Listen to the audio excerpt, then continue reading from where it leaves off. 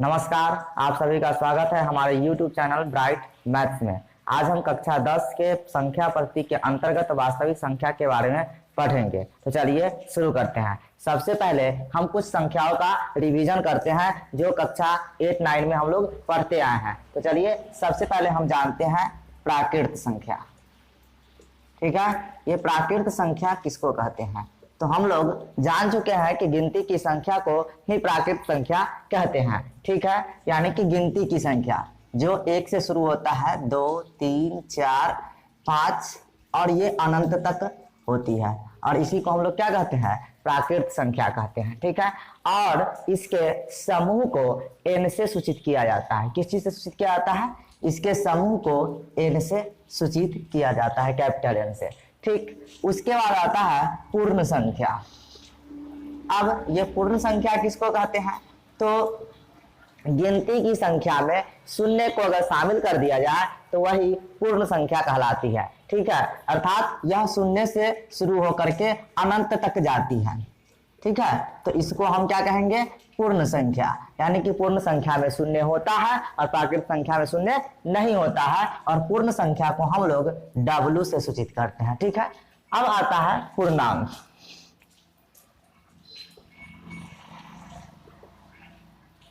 ये पूर्णांक क्या होता है?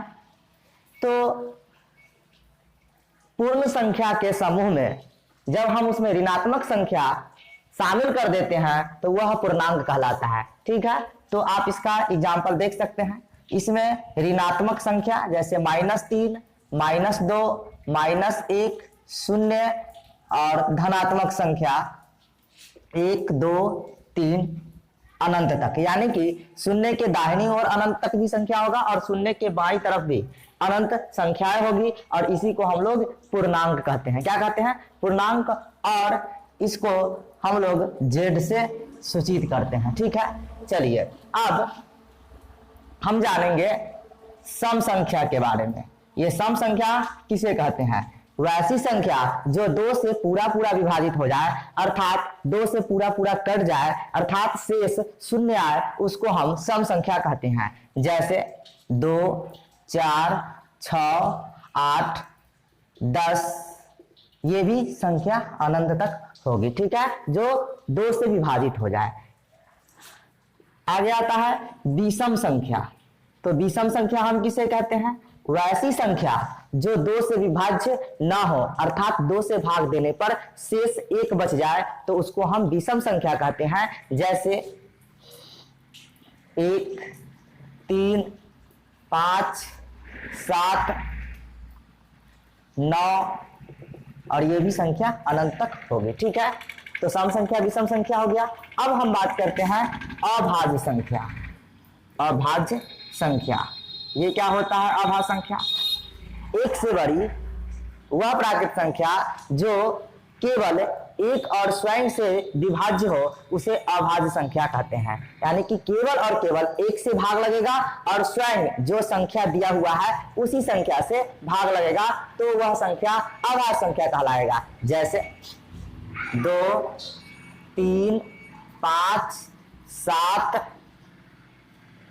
11, 13, और यह भी संख्या अनंत तक बहुत सारी संख्या हो सकती है। ठीक है, इसमें अगर हम 2 को देखें तो 2 में केवल और केवल 1 से भाग लगेगा और 2 से भाग लगेगा, इसके अलावा किसी भी संख्या से भाग नहीं लगेगा। फिर 3 की बात करें तो 1 और 3 से लगेगा, 5 में 1 और 5 से लगेगा, यानी कि इसी तरह से केवल और केवल 1 से और जो संख्या है उसी संख्या से भाग लगे, तब जाकर के वह अभाज्य संख्या कहलाती है। ठीक है, तो अभाज्य संख्या हमारा क्या हो जाएगा? 2, 3, 5, 7, 11, 13 और आगे भी इसी तरह से। फिर आता है भाज्य संख्या। तो भाज्य संख्या के बारे में हमने क्या पढ़ा कि वैसी संख्या जो 1 और स्वयं के अलावा किसी दूसरी संख्या से भी भाज्य हो, उसे भाज्य संख्या कहते हैं। यानी कि 1 के अलावा और स्वयं के अलावा दूसरी संख्या से भी विभाज्य हो। जैसे 4, 6, 8, 9, है ना, 10, 12, 14, 15 एंड अनंत तक ये संख्या जा सकती है। चलिए, तो यह संख्या क्या हुआ?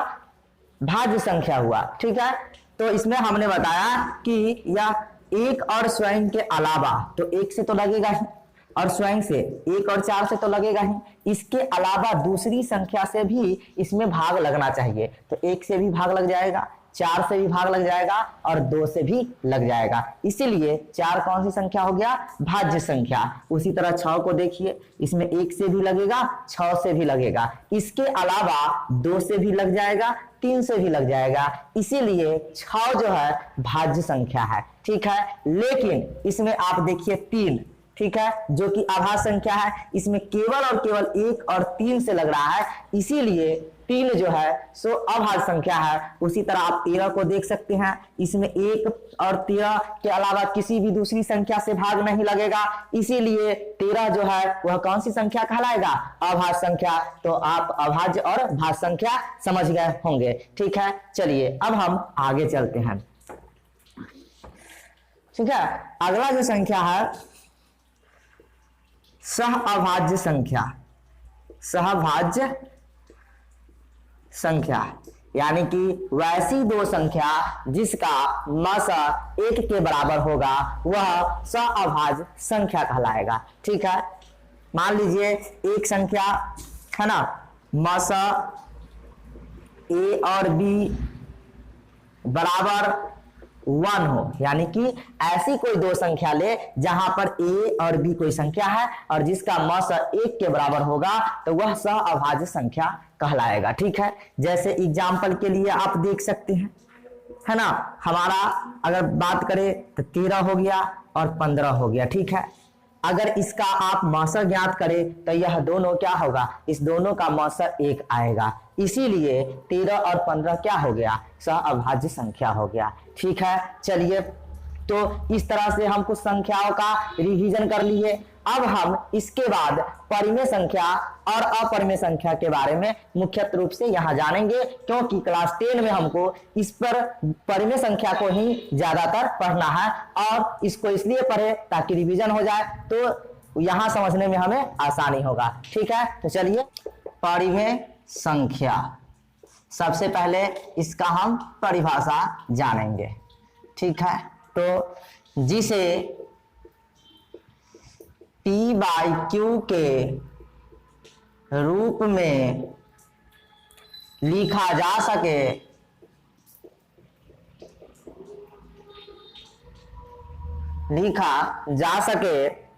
उसे परिमेय संख्या कहते हैं, ठीक है। जहां p और q पूर्णांक है एवं q is not equal to 0 है, ठीक है। यानी कि जिसे p/q के रूप में लिखा जा सके उसे परिमेय संख्या कहते हैं, जहां p और q क्या है? एक पूर्णांक है एवं q is not equal to 0 है, यानी कि q के जगह पर 0 नहीं हो सकता।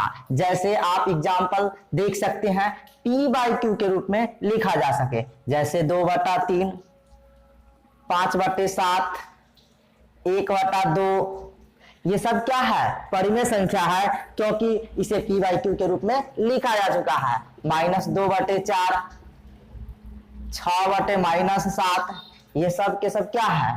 परिमेय संख्या है, ठीक है, आदि। इतना ही नहीं, परिमेय संख्या के रूप में हमारा प्राकृत संख्या भी परिमेय संख्या होगा, यानी कि इसमें हमारा एग्जाम्पल 1 भी हो सकता है, 2 भी हो सकता है, 0 भी हो सकता है, ये सब के सब क्या है? परिमेय संख्या ही कहलाएगा, ठीक है। तो 1, 2 है ना, -3, 0, ये सब के सब क्या होगा? परिमेय संख्या ही कहलाएगा, कोई दिक्कत नहीं। तो ये तो p/q के रूप में है। अब कहिएगा कि ये p/q के रूप में नहीं है। देखिए, जब कोई संख्या पूर्ण संख्या या पूर्णांक या प्राकृत संख्या होता है, उसके हर के जगह पर हर संख्या के नीचे, यानी कि हर के जगह पर एक छुपा होता है। अर्थात अब आप देख सकते हैं कि यह p/q के रूप में हो चुका है, इसलिए 1 2 0 और -3 जो क्या कहलाएगा, परिमेय संख्या ही कहलाएगा। ठीक है, अब आइए थोड़ा सा अगला टॉपिक जानते हैं इसी से संबंध में। परिमेय संख्या का दशमलव प्रसार शांत या अशांत अनवसानी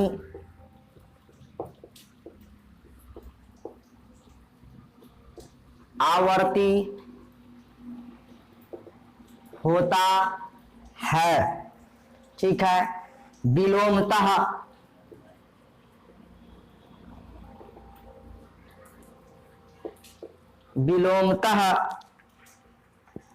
जिसका दशमलव प्रसार शांत या अशांत आवर्ती होता है, उसे परिमेय संख्या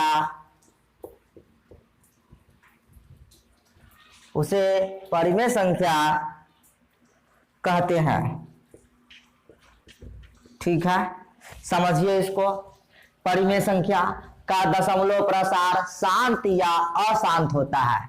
ये शांत और अशांत कैसे होता है, हम एग्जाम्पल जब देखेंगे तो पूरा समझ में आ जाएगा। अभी आप इसको परिभाषा को समझिए कि परिमेय संख्या का दशमलव प्रसार शांत या अशांत, यानी कि अशांत को ही अनवसानी कहा जाता है, आवर्ती होता है। यानी कि अशांत, जब दशमलव प्रसार अशांत आएगा तो उस दशमलव के बाद जो अंक आएगा वो आवर्ती होगा, कुछ ऐसे अंक होगा जो बार बार आएगा, इसीलिए इसको लिखा गया आवर्ती। ठीक है, विलोमतः जिसका दशमलव प्रसार शांत या अशांत आवर्ती होता है, उसे परिमेय संख्या कहते हैं। फिर से समझिए, यानी कि सबसे पहली बात की परिमेय संख्या का जो दशमलव प्रसार होगा वो शांत आएगा या अशांत आएगा। ठीक है, इसी का उल्टा अगर बात कहे तो क्या होगा, जिसका दशमलव प्रसार शांत या अशांत आवर्ती होता है उसे परिमेय संख्या कहते हैं। ठीक है, यानी कि दशमलव प्रसार शांत या अशांत होगा तो परिमेय संख्या कहलाएगा।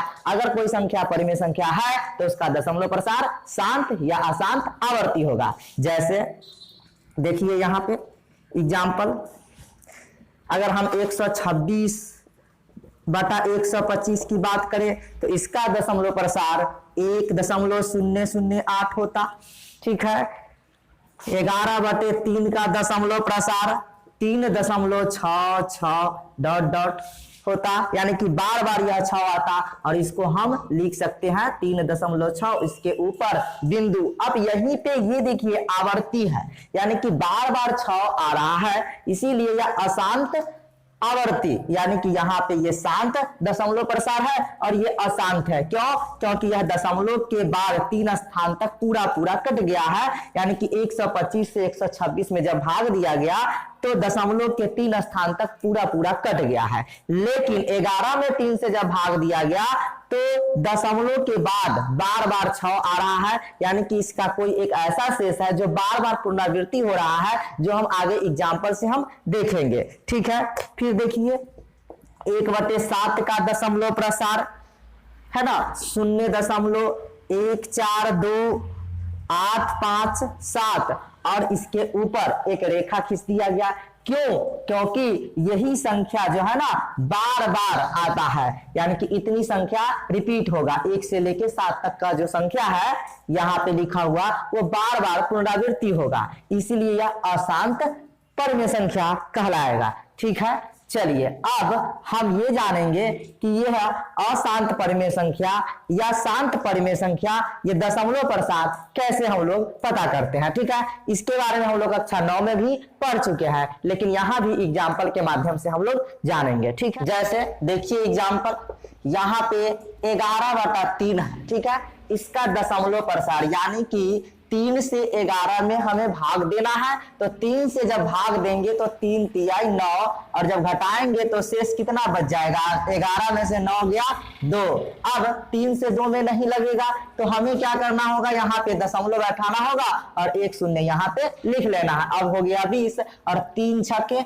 18। अब जाकर के फिर इसको घटाएंगे, 20 में से 18 कितना बच जाएगा, 2 बचेगा। ठीक है, अब देखिए फिर 3 से लगेगा क्या, नहीं, फिर क्या बैठाएंगे, 1 शून्य बैठाएंगे, फिर 3 छक्का 18, फिर माइनस करेंगे, शेष हमारा कितना आएगा, 2। तो आप क्या देख रहे हैं कि यहाँ भी शेष 2 आया था, यहाँ भी शेष 2 आ रहा है।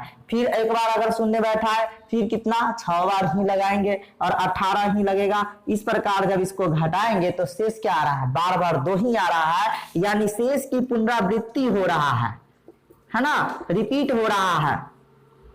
ठीक है, यही कारण है कि यह इसका जो दशमलव प्रसार आया 11/3 का जो दशमलव प्रसार 3.666, यानी कि बार बार 6 ही आया, और इसी को हम लिख सकते हैं 3.6 और इसके ऊपर एक बिंदु, या हम इसे 3.6 इसके ऊपर एक छोटी रेखा खींच देंगे। क्यों, क्योंकि 6 जो है सो बार बार रिपीट हो रहा है, उसका पुनरावृत्ति हो रहा है, और यह जो दशमलव प्रसार होगा यह शांत अशांत कहलाएगा। यह जो दशमलव प्रसार है अशांत है। ठीक है, फिर देखिए दूसरा एग्जाम्पल हम लेते हैं यहाँ पे।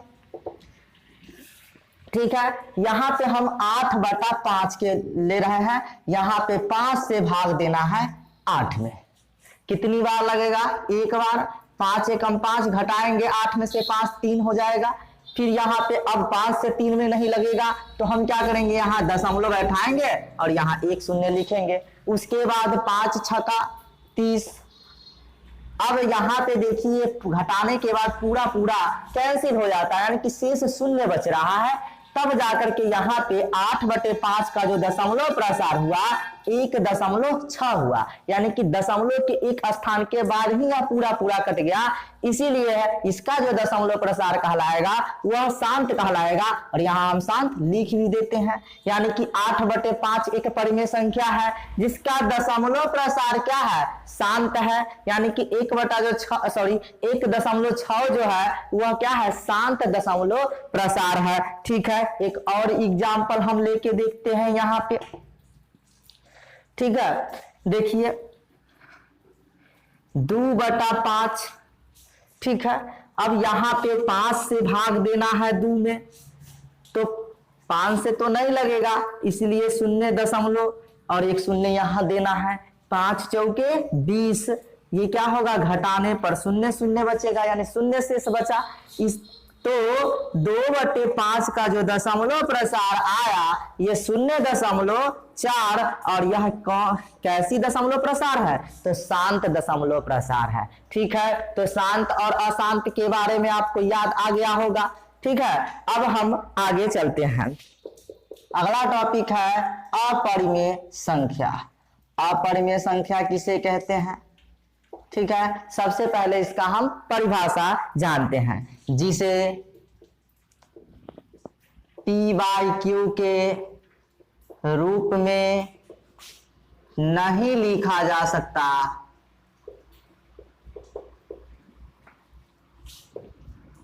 नहीं लिखा जा सकता,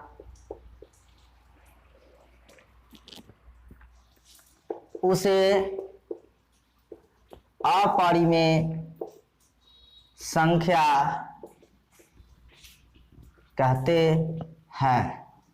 जहां P और Q एक पूर्णांक है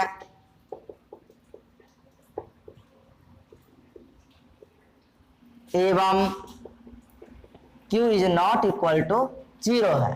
ठीक है, यानी कि जिसे p बाई क्यू के रूप में नहीं लिखा जा सकता उसे अपरिमेय संख्या कहते हैं। जहां p और q एक पूर्णांक है एवं q is not equal to 0 है, q की जगह पर 0 नहीं होगा। ठीक है, जैसे √2, √3, √5 है ना, पाई आदि, ये सब के सब कौन सी संख्या है? अपरिमेय संख्या है। इसको आप ऐसे समझिए, रूट के अंदर अगर अभाज्य संख्या हो तो वह अपरिमेय संख्या कहलाती है। ठीक है, चलिए अब इसका दूसरा टॉपिक देख लेते हैं। कहता है अपरिमेय संख्या का दशमलव प्रसार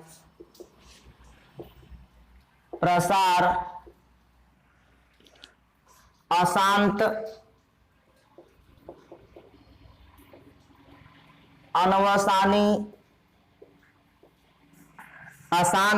अनवसानी अनावर्ती होता है। ठीक है, विलोमतः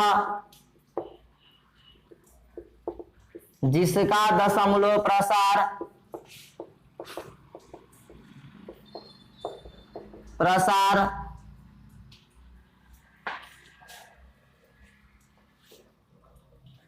अशांत अनावर्ती हो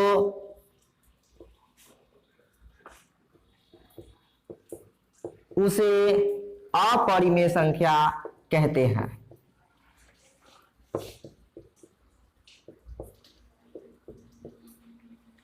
ठीक है, देखिए इसको फिर से, अपरिमेय संख्या का दशमलव प्रसार अशांत अनवसानी अनावर्ती होता है। ठीक है, यानी कि इसका जो दशमलव प्रसार होता है वो अनावर्ती होता है। दशमलव के बाद जो संख्या आता है वह एक भी संख्या मतलब आगे वो रिपीट नहीं होता है, अलग अलग तरह का संख्या आता है। ठीक है, विलोमतः जिसका दशमलव प्रसार अशांत अनावर्ती हो उसे अपरिमेय संख्या कहते हैं। यानी कि पहली बात तो ये हुआ कि अगर अपरिमेय संख्या होगा तो उसका दशमलव प्रसार अशांत अनावर्ती होगा। ठीक है, अशांत अनावर्ती होगा।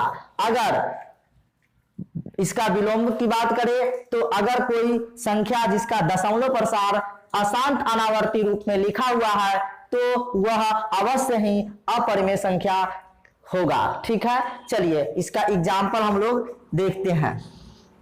जैसे √2 का दशमलव प्रसार अगर देखें तो इसका दशमलव प्रसार 1.4, 1.4, 2, 1.3, 5। आप देख सकते हैं कि दशमलव के 7 स्थान तक निकाला गया है और ये जो है सो अलग अलग ही आ रहा है ना, एक तरह रिपीट नहीं हो रहा है। फिर √3 का दशमलव प्रसार देखिए, इसका दशमलव प्रसार 1.732 0 5 0 8। ठीक है, ये होता है।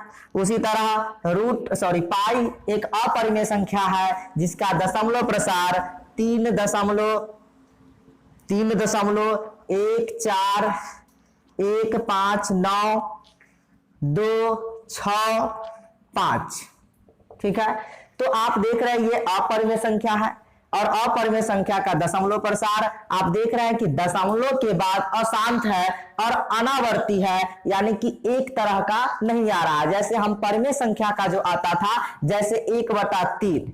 ठीक है, इसका जो दशमलव प्रसार होता है वह 0.333, यानी कि बार बार यह 3 की पुनरावृत्ति हो रहा है, लेकिन यहाँ ऐसी कोई संख्या नहीं है दशमलव के बाद जो बार बार वही पुनरावृत्ति हो।